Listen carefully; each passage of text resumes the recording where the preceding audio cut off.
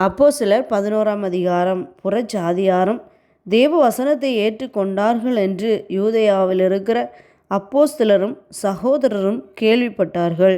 பேதுரு எருசலேமுக்கு திரும்பி வந்தபோது விருத்த சேதனம் உள்ளவர்கள் அவனை நோக்கி, விருத்த சேதனமில்லாத மனுஷரிடத்தில் நீர் போய் அவர்களோடே போஜனம் பண்ணினீர் என்று அவனோடே வாக்குவாதம் பண்ணினார்கள். அதற்கு பேதுரு காரியத்தை முதலிலிருந்து வரிசையாய் அவர்களுக்கு விவரிக்க தொடங்கி, நான் யோப்பா பட்டணத்தில் ஜெபம் பண்ணி கொண்டிருந்த போது ஞான திருஷ்டி அடைந்து ஒரு தரிசனத்தை கண்டேன். அதென்னவென்றால், 4 முனைகளும் கட்டப்பட்ட பெரிய துப்பட்டியைப் போல ஒரு கூடு வானத்திலிருந்து என்னிடத்தில் இறங்கி வந்தது. அதிலே நான் உற்று பார்த்து கவனிக்கிற போது பூமியிலுள்ள 4 கால் ஜீவன்களையும் காட்டு மிருகங்களையும் ஊரும் பிராணிகளும் ஆகாயத்து பறவைகளையும் கண்டேன். அல்லாமலும் பேதுருவே எழுந்திரு, அடித்து புசி என்று என்னுடனே சொல்லுகிற சத்தத்தையும் கேட்டேன்.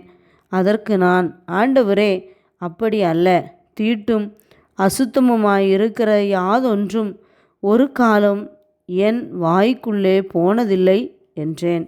2ஆம் தரமும் வானத்திலிருந்து சத்தம் உண்டாகி, தேவன் சுத்தமாக்கினவைகளை நீ தீட்டாக எண்ணாதே என்று மறுமொழி சொல்லிற்று. இப்படி 3 தரம் சம்பவித்த பின்பு எல்லாம் வானத்திற்கு திரும்ப எடுத்துக்கொள்ளப்பட்டது. உடனே செசாரியாவிலிருந்து என்னிடத்திற்கு அனுப்பப்பட்ட 3 மனுஷர் நான் இருந்த வீட்டுக்கு முன்னே வந்து நின்றார்கள். நான் ஒன்றுக்கும் சந்தேகப்படாமல் அவர்களோடு கூட போகும்படி ஆவியானவர் எனக்கு கட்டளையிட்டார். சகோதரராகிய இந்த 6 பேரும் என்னோடு கூட வந்தார்கள். அந்த மனுஷனுடைய வீட்டுக்குள் பிரவேசித்தோம். அவனோ தன் வீட்டிலே ஒரு தேவதூதன் நிற்கிறதை கண்டதாகவும், யோப்பா பட்டணத்தில் இருக்கிற பேதுரு என்று மறுபேர் கொண்ட சீமோனை அழைக்கும்படிக்கு மனுஷரை அவ்விடத்திற்கு அனுப்பு, நீயும் உன் வீட்டார் அனைவரும் ரட்சிக்கப்படுவதற்கு ஏதுவான வார்த்தைகளை அவன் உனக்கு சொல்லுவான் என்று அந்த தூதன் தனக்கு சொன்னதாகவும் எங்களுக்கு அறிவித்தான். நான் பேசத் தொடங்கின போது பரிசுத்த ஆவியானவர் ஆதியிலே நம்மேல் இறங்கினது போலவே அவர்கள் மேலும் இறங்கினார். யோவான் ஜலத்தினாலே ஞானஸ்நானம் கொடுத்தான், நீங்களோ பரிசுத்த ஆவியினாலே ஞானஸ்நானம் பெறுவீர்கள் என்று கர்த்தர் சொன்ன வார்த்தையை அப்பொழுது நினைவு கூர்ந்தேன். ஆதலால் கர்த்தராகிய இயேசு கிறிஸ்துவை விசுவாசித்திருக்கிற நமக்கு தேவன் வரத்தை அனுக்கிரகம் பண்ணினது போல அவர்களுக்கும் அந்த வரத்தையே அனுக்கிரகம் பண்ணி இருக்கும்போது தேவனை தடுக்கிறதற்கு நான் எம்மாத்திரம் என்றான். இவைகளை அவர்கள் கேட்டபொழுது அமர்ந்திருந்து, அப்படியானால் ஜீவனுக்கு ஏதுவான மனம் திரும்புதலை தேவன் புறஜாதியாருக்கும் அருளி செய்தார் என்று சொல்லி தேவனை மகிமைப்படுத்தினார்கள்.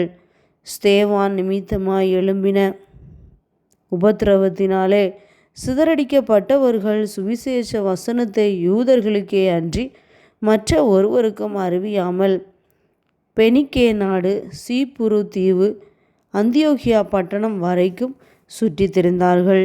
அவர்களில் சீப்புரு தீவாரும் சிரேனே பட்டணத்தாருமாகிய சிலர் அந்தியோகியா பட்டணத்துக்கு வந்து கிரேக்கருடனே பேசி கர்த்தராகிய இயேசுவை குறித்து பிரசங்கித்தார்கள்.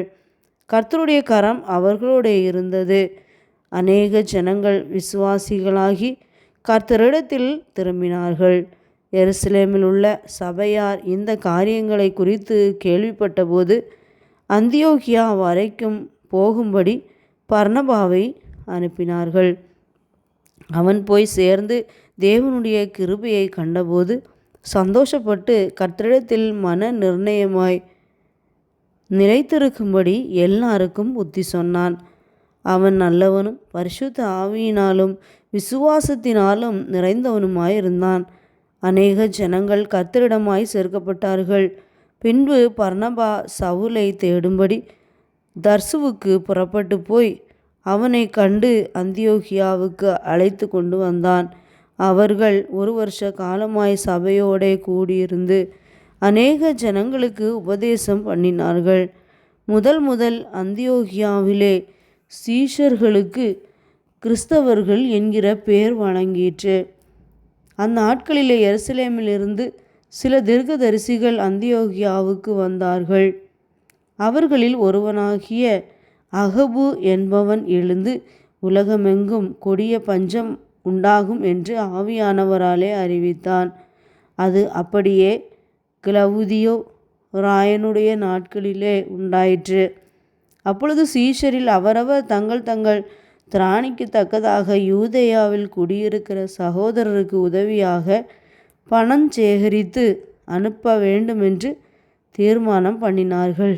அப்படியே அவர்கள் சேகரித்து பர்னபா, சவுல் என்பவர்களுடைய கையிலே கொடுத்து மூப்பரிடத்திற்கு அனுப்பினார்கள்.